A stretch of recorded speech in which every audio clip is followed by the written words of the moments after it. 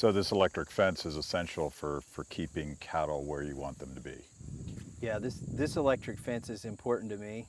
It's a very cheap way to keep very powerful animals at bay. And the way it works is I'll let 50 cattle in here.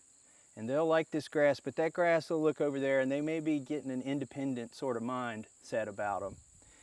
And they'll start to go in this direction. They'll say, well, what is this little thing? I'll put my nose on it. And they put their wet nose on it. And not only does their whole body tense up, you can see the whole herd get tense.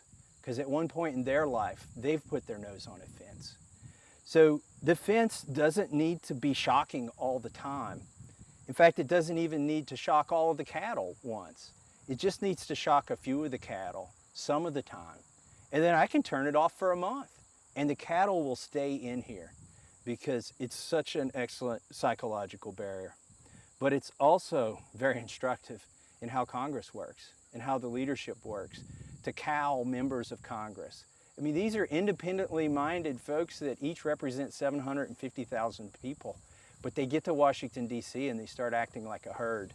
And they'll never cross the fence because the leadership has shocked one or two members with the fence.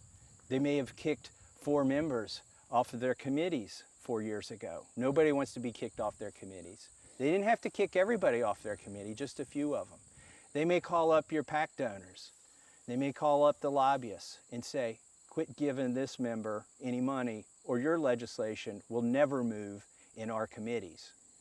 And they may have done that. They may have called your donors back home and said, quit giving to that guy because he's a problem up here. He's starting to think for himself and your stuff will never get moved if he keeps doing that. And that's the way they shock members, and they don't have to shock them all, but the others need to see it. So they do it in ways that other members can see, but the public can't see. So it's sort of like almost an invisible fence. But after they've done it a few times, they don't even need to turn it on. And the congressmen become cattle, and they just roam around chewing their cud, acting like a herd. And so which members of Congress are cattle and which members of Congress are representing their people? Hello.